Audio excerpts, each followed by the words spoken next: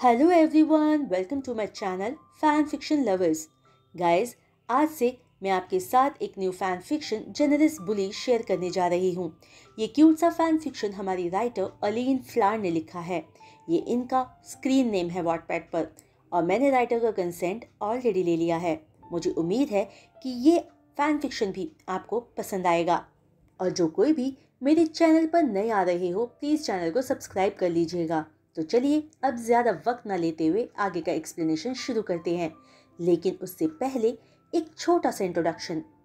Wong यीबो, जो एक बहुत रिच और डिसिप्लिन फैमिली से बिलोंग करता है, उसे कोई भी रूल्स फॉलो करना पसंद नहीं है। वो अपने रूल्स अपनी लाइफ के लिए खुद बनाता है और यही वजह है कि वो कभी भी अपनी फैमिली के ज़्यादा क्लोज नहीं आ पाया। शाओजा, एक क्यूट इनोसेंट लड़का जो एक पुअर फैमिली से बिलोंग करता है। उसके दोनों पेरेंट्स अल्कोहल एडिक्टेड हैं, जिसकी वजह से उन्होंने वांग फैमिली से एक बहुत बड़ा कर्जा लिया हुआ है, जिसे चुकाने के लिए एट लास्ट वो अपने बेटे शाओजा को वांग मैंशन में बेच देते हैं, जहां उसे कुछ लोग दिल से नहीं अपनाते। जान वांग यीबो के हाथों बुली किया जाता है और मिसेस वांग भी कोई मौका नहीं छोड़ती उसे दुख पहुंचाने का। अब हम आगे देखेंगे इस स्टोरी में कि कैसे जान की लाइफ आगे बढ़ेगी और वो खुद के लिए क्या करेगा। शाओजा, यहाँ आओ, एक ओल्ड मैन की आवाज़ सुनाई देती है। एक पतला दुबला लड़का अपने कमरे से बाहर आते हुए कहता है, आया डैड। कि तभी शाओजा को थोड़ा अजीब सा लगता है जब उसे सीढ़ियों पर अंधेरा दिखता है। वो धीरे धीरे सीढ़ियों से उतरकर जैसे ही कमरे में आता है, शौक से उसकी आंखें बड़ी हो जाती है। उसके पेरेंट्स को कुछ लोगों ने बांधा हुआ था। उसके पेरेंट्स के चेहरे पर चोटों के निशान थे और गन्स उनके सिरों को निशाना बनाए उन पर तनी हुई थी। Mom, dad. जान डर और कंफ्यूजन में सिर्फ इतना ही कह पाता है और उन लोगों की तरफ देखता है जिन्होंने वो गन्स पकड़ी हुई थी। जान, जाओ और अपने कपड़े पैक करो, तुम इन लोगों के साथ जा रहे हो, एक मिडिल एज वुमेन कहती है। मॉम, मैं नहीं जाना चाहता इनके साथ। जान कांपती आवाज में मना करता है। उसका डर कम ही नहीं हो रहा था। वो सोच नहीं पा रहा था कि ये सब क्या हो रहा है। वो डरते हुए कहता है, तुम सब ये क्या कर रहे हो? मेरे पेरेंट्स को जाने दो प्लीज, उन्हें मत मारो। वो सारे लोग जान की बात को पूरी तरह से इग्नोर करते हैं कि तभी जान के कानों को उसकी मॉम की अटकती हुई धीमी आवाज सुनाई देती है, बेटा, तुम्हें इनके साथ जाना ही होगा, हमें माफ कर दो। जान ना में सिर हिला देता है। वो उन लोगों से डरा हुआ था, तो वो उन लोगों के साथ कैसे जा सकता है जो उसके पेरेंट्स को मार रहे हैं। कि तभी जान अपनी सोच से बाहर आता है जब एक आदमी उसके डैड को मारने लगता है। जान भागकर अपने डैड के सामने आकर उनको बचाने की कोशिश करते हुए कांपती आवाज में कहता है, क्यों मार रहे हो तुम सब मेरे मॉम डैड को? तुम बुरे लोग हो, मैं तुम्हारे साथ नहीं जाऊंगा, प्लीज इन्हें छोड़ दो। जान की इतनी बुरी हालत देख उनमें से एक आदमी, जो पूरी तरह से काले कपड़ों में था, हंसते हुए कहता है, लिटिल बॉय, तुम इन दोनों को मॉम डैड बुला रहे हो, जबकि ये दोनों मॉम डैड कहलाना डिजर्व ही नहीं करते। इन दोनों ने अपना कर्ज चुकाने के लिए तुम्हें बेचने से पहले एक बार नहीं सोचा और जरा भी नहीं हिचकिचाए। मैंने आज तक इतने डिस्गस्टिंग पेरेंट्स नहीं देखे। ये सुनते ही डर और डिसबिलीफ से जान मुड़कर अपने पेरेंट्स की तरफ देखता है, जो शर्म से अपना सिर झुकाए थे। डैड, ये सब क्या कह रहे हैं? आप पक्का ऐसा नहीं करोगे ना? मुझे इन पर विश्वास नहीं है, ये झूठ बोल रहे हैं, है ना? जान भारी आवाज में पूछता है। आई एम सॉरी बेटा, हमारे पास और कोई रास्ता नहीं था। अगर हम ऐसा नहीं करते तो हमें या तो जेल हो जाती या ये लोग हमें मार देते। हमें माफ कर दो जान। अपने पेरेंट्स की बात सुनकर जान की आंखों में आंसू आ जाते हैं, क्योंकि उसे यकीन हो गया था कि उसके पेरेंट्स सच में उसे बेच चुके हैं। वो वहीं जमीन पर गिर जाता है और मन में प्रार्थना करता है कि ये सब एक बुरा सपना हो। कि तभी जान की मॉम चिल्ला कर कहती है, शाओ जा, क्या तुम्हारे शरीर पर मार के निशान कम हैं जो तुम्हें और चाहिए? ये सुनते ही जान अपने होश में वापस आता है। जान की मॉम आगे कहती है, यहाँ क्या रखा है तुम्हारे लिए? और अगर तुम यहाँ रहे तो तुम्हारे पेरेंट्स मार दिए जाएंगे। क्या तुम हमें मार देना चाहते हो? अपनी मॉम की ये बात सुनकर जान पूरी तरह से टूट जाता है। तभी उनमें से एक आदमी जान को पकड़कर धक्का मार के उसके कमरे में उसे कपड़े पैक करने के लिए ले जाता है। जान रोते हुए अपने थोड़े से कपड़े और ज़रूरी चीज़ें अपने स्कूल बैग में भर लेता है। वो अभी भी ये समझ नहीं पा रहा था कि सच में वो अपने पेरेंट्स के हाथों बेचा जा चुका है। उसे ये सब सोचकर बहुत तकलीफ हो रही थी। वो शॉक, कंफ्यूज, गुस्सा, दुख, डिसअपॉइंटमेंट, डर सब महसूस कर रहा था, लेकिन नहीं जानता था कि वो करे तो क्या करे, सिवाय खुद को किस्मत के हाथों सौंपने के। वापस नीचे आके वहां से जाने से पहले वो अपनी भीगी आंखों से एक आखिरी बार अपने पेरेंट्स की तरफ देखता है। वो नहीं जानता था कि आखिर ये सब क्यों हुआ, लेकिन एक बात उसकी मॉम की सही थी कि एटलीस्ट वो इस नरक से बाहर जा रहा था। जान गाड़ी में बैठते ही अपनी पुरानी यादों को याद करने लगता है। वो अभी सिर्फ 16 साल का हाई स्कूल स्टूडेंट है। उसकी फैमिली पहले अच्छे कंडीशन में थी, पर अचानक जब उसके पेरेंट्स अल्कोहल एडिक्टेड हो गए, सब बदल गया।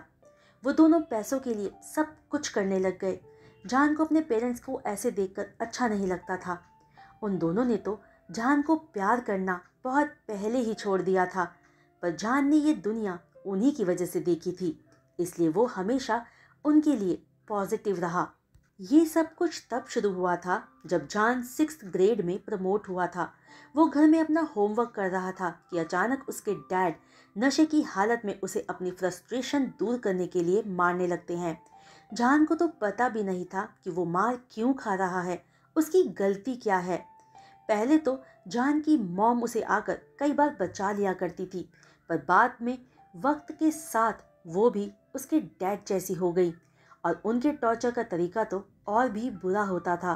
कई बार तो उसे आदमियों से भरे कमरे में फेंक दिया जाता था उन्हें एंटरटेन करने के लिए, और जब वो वहां से भाग जाता था तो बाद में उसकी बहुत पिटाई हुआ करती थी। और एक दिन तो हद ही हो गई थी। जब वो स्कूल से घर वापस आया तो उसे अपने कमरे में एक आदमी ड्रिंक करते हुए मिला कि तभी उसकी मॉम ने उसे अंदर धक्का दे दिया और वो आदमी उसे पकड़कर उसके कपड़े उतारने लगा। जान ने किसी भी तरह से उस आदमी को मारकर खुद को वहां से बचा तो लिया था, लेकिन बाद में उसे बहुत मार पड़ी थी और तब से वो अपने कमरे से बाहर निकलने की हिम्मत नहीं जुटा पाया था। वो सिर्फ स्कूल जाने के लिए ही बाहर निकलता था और आकर अपना कमरा बंद करके अपने कमरे में ही रहता था। उसके पेरेंट्स की वजह से उसके कोई भी दोस्त नहीं बने थे, सब उससे नफरत करते थे। पर जान ये नहीं जानता था कि उसके पेरेंट्स उसे बेच भी सकते हैं। जान ये सब सोच ही रहा था कि अचानक उनकी ब्लैक एसयूवी एक बड़े से मेंशन के बाहर आकर रुकती है और जान अपनी सोच से बाहर आता है। सारे ब्लैक गार्ड्स गाड़ी से बाहर उतरकर गाड़ी के गेट को कवर करके खड़े हो जाते हैं, मानो वो सब घबरा रहे हों कि कहीं जान कहीं भाग ना जाए। कि तभी जान के कानों में उनकी कॉन्वर्सेशन सुनाई देती है। ये बच्चा कितना यंग है, पर इसकी किस्मत कितनी खराब है। एक आदमी कहता है, हाँ ये सच में बहुत गुड लुकिंग है। मैं शर्त लगा के कह सकता हूँ कि बड़ा होकर ये एक मॉडल जैसा दिखेगा। पर कितने दुख की बात है कि इसके पेरेंट्स ने ही इसकी पूरी लाइफ खराब कर दी, पर फिर भी ये उन्हें बचाने की कोशिश कर रहा था। सच में ये बहुत अच्छा बच्चा है। वो दोनों इसे डिजर्व ही नहीं करते। ये घर फिर भी उस नरक से बेहतर है। एक दूसरा आदमी कहता है, ये तुम कह रहे हो? मुझे नहीं लगता ये घर उसके अपने घर से कुछ अलग होगा या उससे भी बुरा होगा, पर बाकी इसके लक पर डिपेंड करता है। वो पहला आदमी धीमी आवाज में कहता है। ये सब सुनकर जान अपना सिर नीचे झुकाकर सोचता है, अच्छा तो मुझे यहाँ बेचा गया है इस मेंशन में। अगर यहाँ रहने वाले लोग मेरे पेरेंट्स जैसे निकले तो मैं और नहीं सह पाऊंगा। ये सोचते हुए जान एक डर की तेज लहर अपने शरीर के अंदर महसूस करता है। थोड़ी देर बाद कार में से जान को उतरने को कहा जाता है। वो जैसे ही बाहर निकलता है, 2 कदम लड़खड़ाकर आगे बढ़ते ही एक मिडिल एज आदमी उसकी बाहों को पकड़कर अपनी तरफ खींचता है। वो आदमी थोड़ा झुककर जान के बराबर आकर पूछता है, तुम शाओजा हो ना? जान हाँ में सिर हिला देता है। ये मैं हूँ जान, अंकल शाओ, तुम्हारे डैड का भाई। उस आदमी की बात सुनकर हैरानी से बिना कुछ कहे जान उस आदमी को देखने लगता है, जो दिखने में थोड़ा थोड़ा उसके डैड जैसा ही दिख रहा था। लेकिन जान को तो पता ही नहीं था कि उसके डैड का कोई भाई भी है। जान, तुम्हें उन दोनों को हमेशा के लिए भूलना ही होगा, ठीक है? यहाँ अपनी नई जिंदगी की शुरुआत करो। मैं अभी तुम्हें अपने साथ नहीं ले जा सकता, मेरे पास इतनी पावर्स अभी नहीं हैं, लेकिन मैं तुम्हारे लिए वापस ज़रूर आऊँगा। तुम्हारा एक अच्छा फ्यूचर अभी भी है। वो आदमी जान को जोर देकर बोलता है कि तभी एक गार्ड्स जान को हाथ से पकड़कर उसे मेंशन के अंदर ले जाने लगता है। जान अपने अंकल को कोई जवाब नहीं दे पाया, पर मन ही मन सोचता है, ये अच्छे इंसान हैं, पर कितने दुख की बात है, मैं इन्हें जानता भी नहीं। तभी उसके अंकल जोर से जाते हुए जान को पीछे से बोलते हैं, एक बात हमेशा ध्यान रखना कि लोहा ही लोहे को काटता है। जान जैसे ही मेंशन के बड़े से हॉल रूम में पहुंचता है, उसे एक लेडी पैर पर पैर रखे बैठी हुई दिखाई देती है, जो शायद उस घर की मालकिन थी। तभी गार्ड बोक करते हुए कहता है, मैम ये शाओजा है। वो लेडी हाँ में सिर हिलाकर जान को सिर से पैर तक देखती है। शाओजा, अब से तुम अपने यंग मास्टर वांग को असिस्ट करोगे, बाकी का सब तुम्हें बटलर झाओ समझा देंगे। ये कहकर वो लेडी वहां से चली जाती है, लेकिन जान को अभी भी कुछ समझ नहीं आ रहा था।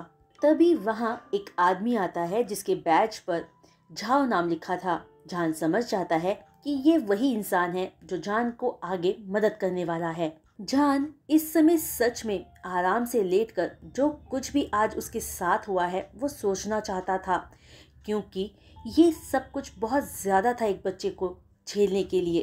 तभी वो बटलर प्यार से जान को एक्सप्लेनेशन देता है, तुम वांग फैमिली को बेच दिए गए हो, इसलिए तुम्हें इस फैमिली के लिए काम करना होगा। तुम्हारी मेन ड्यूटी यंग मास्टर वांग को हर चीज में असिस्ट करना है। तुम्हें उनकी हर बात माननी होगी, उन्हें डिसरिस्पेक्ट मत करना। तुम उन्हीं के साथ उन्हीं के स्कूल में पढ़ोगे, ठीक है? कोई और सवाल?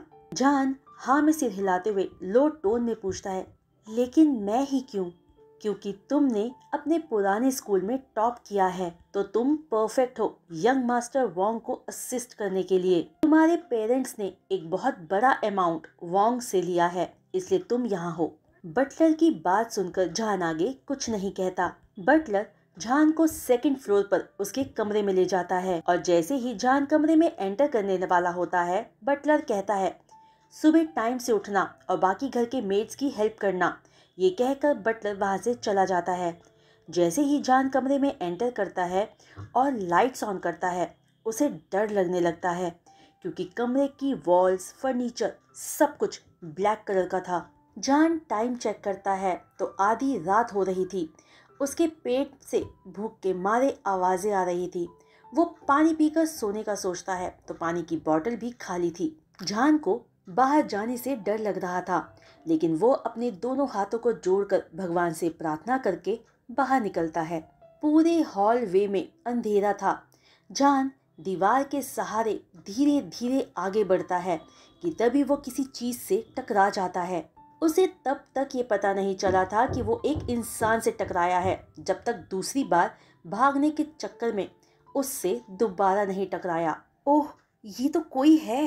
ये सोचते हुए जान के हाथ कांपने लगे थे। उसका दिमाग डर से ब्लैंक होने लगा था और वो धीरे धीरे पीछे हटकर अपने पीछे वाले दरवाजे को जैसे ही खोलने की कोशिश करता है, वो इंसान जान को दरवाजे पर पिन कर देता है और पूछता है, कौन हो तुम? जान डर से पीला पड़ने लगा था और सोचता है कि ये सवाल तो मुझे पूछना चाहिए, कि तभी वो इंसान कोल्ड वॉइस में जान को दरवाजे पर और जोर से प्रेस करते हुए पूछता है, जवाब दो मुझे। जान डरते हुए जवाब देता है, शाओजा। लेकिन तुम्हें यहाँ आने किसने दिया? वो इंसान अब हल्की आवाज में पूछता है, मैं वो मुझे यंग मास्टर वांग। लेकिन तुम कौन हो? जान जैसे ही पूछता है, वो इंसान बिना कोई जवाब दिए जान को हग कर लेता है। रुको, अरे ये तो मेरे कंधे पर बेहोश होने लगा है। जान को फौरन ये रियलाइज होता है। जान उसे हिलाने और उठाने की कोशिश करता है, लेकिन पूरी तरह से बेहोश होने से पहले वो जान के पीछे वाले कमरे की तरफ इशारा करते हुए बस इतना ही कह पाता है, कमरा, मेरा कमरा। जान फौरन अपने पीछे वाले कमरे को खोलकर जैसे ही उस इंसान को लेकर अंदर एंटर करता है, हैरान हो जाता है। वो कमरा जान के कमरे से 3 गुना बड़ा था। जान उस इंसान को घसीटते हुए अंदर लाकर किसी तरह बेड पर लिटा देता है। बेड की साइड लैंप को जलाते हुए वो इंसान की हालत को चेक करने लगता है, जो थोड़ा स्टेबल होने लगा था, लेकिन अभी भी उसकी आंखें बंद थी और वो गहरी गहरी सांसें ले रहा था। तुम्हें क्या हुआ है? क्या तुम डर रहे हो? जान पूछता है, लेकिन जान को उस इंसान से कोई जवाब नहीं मिलता। जान सोचता है, मुझे इसे शांत करने की कोशिश करनी चाहिए। मैं इसे इस हालत में नहीं छोड़ सकता। उम्मीद करता हूँ कि यहाँ लाने के लिए इसे मुझे कोई यहाँ डांटे नहीं। ये सोचते हुए जान गाना गुनगुनाने लगता है और अगले 5 मिनट में वो इंसान गहरी नींद में सो जाता है। लैंप की हल्की रोशनी में जान उस इंसान को अच्छे से देखने लगता है। वो सच में बहुत हैंडसम था। जान उसे सुलाकर उस कमरे से बाहर आकर अपने कमरे में चला जाता है। सुबह अलार्म की आवाज से जान की नींद खुलती है। अभी सुबह के 5:30 बजे थे। वो रेडी होकर जैसे ही नीचे जाता है, हैरान हो जाता है। बहुत सारे सर्वेंट्स यहाँ वहाँ भागते हुए अपना काम कर रहे थे। वहीं उसे एक मिडिल एज वुमन एक बहुत भारी बॉक्स को घसीटते हुए दिखती है। जान उस लेडी के पास जाकर जैसे ही अपना हेल्प ऑफर करता है, वो लेडी उसे देखकर कहती है, क्या आप हमारे नए यंग मास्टर हैं? मुझे लगता है आपको कोई गलत फहमी हुई है। कौन यंग मास्टर?